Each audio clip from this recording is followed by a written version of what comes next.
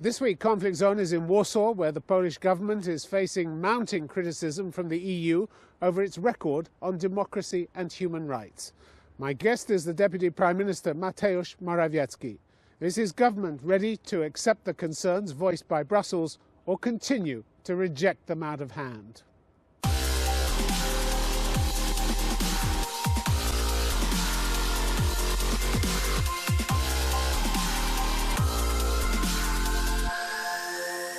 You don't get a lot of praise, Minister, for your attitude to migrants. The Ombudsman, Mr. Bodnar, who you say is politically tainted, spoke in October about quite open hatred towards migrants and refugees in public life, harassment, physical attacks, hate crimes towards migrants. He must be kidding and in what he was saying, reaction from the public. When I compare what was happening in terms of Poland, comparing to Germany or comparing to France in terms of hatred or hate crimes in the United Kingdom against Poles or some other CE citizens, this is a completely different picture. In our situation, we are accommodating hundreds of thousands of refugees from Ukraine, from the war areas of Ukraine, in eastern part of the Ukraine. You have an organization called Never Again Association, which tracks racist and xenophobic incidents in this country. Yeah. They say they used to record between 5 and 10 such incidents a week. Now they're recording that many in a single day. Recently, they say we've had problems keeping up with and gathering and registering all the information we get because there is so much of it. And do you know how many of them they are recorded in Germany and in France? I talked to Germany about what happens in Germany. Minister, I'm talking to you about what happens in Poland. But all is relative. You have to compare. If you ask in Brazil, it would be probably daily hundreds or thousands. But so your reaction, the reaction of your government to what is going on there, was to shut down the main body for preventing such incidents. No. April last year, you closed the Council for the Prevention of Racial Discrimination, Xenophobia, and related intolerance. You did that without providing another body to take its place. Why? If you're taking these events seriously. In the overall scheme of things, we are taking this very seriously, because what brings security to the country is the quality of your police, is the quality of your services, special services, and so on. And given all the recent polls, the level of security in the society increased. People feel more secure, and in Germany, in France, in Italy, people feel less secure. Why is this so? The tens of thousands we've seen marching on the streets of Warsaw to protest one or other of your political moves, they feel more secure? Which is the sign they of feel democracy. More secure? Let them it's a sign they feel democracy is under threat, Minister. No. Here is again your not so objective treatment. 3 years ago, you know what the demonstrations were on the street of Warsaw? Hundreds of thousands of people. You have hardly noticed them.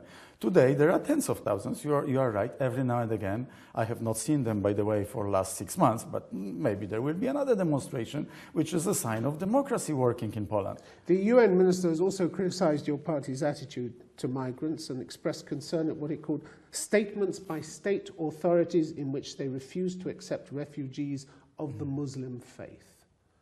No, we are accepting actually lots of immigrants, predominantly from lots of refugees. Because, migrant workers is the one thing, but actually tens of thousands, if not hundreds of thousands, are refugees from Ukraine. So but your party leader in 2015... So we believe that Europe has its borders.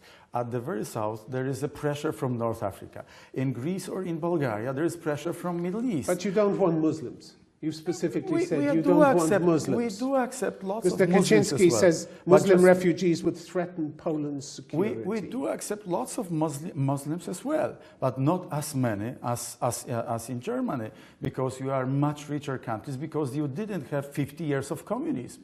So why did the Vatican, before the Pope's visit here last year, issue a statement criticizing what it called an artificially created fear of Muslims in Poland? Why did the Vatican feel it necessary to talk to you like that? I don't know. I think this is one of the most secure countries. Remember World Youth Day with Pope Francis, actually with Vatican presence here. Millions of people in Poland and 0 accidents, 0 crime.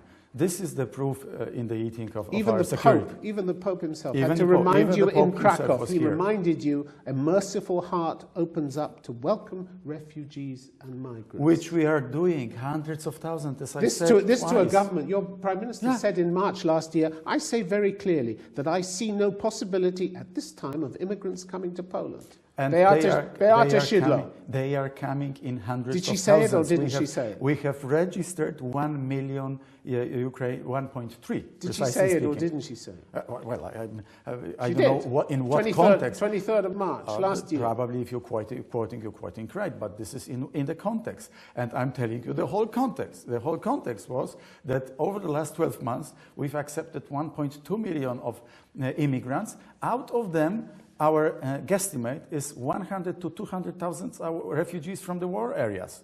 This is our contribution to easing the tensions in Europe, isn't it? Is it?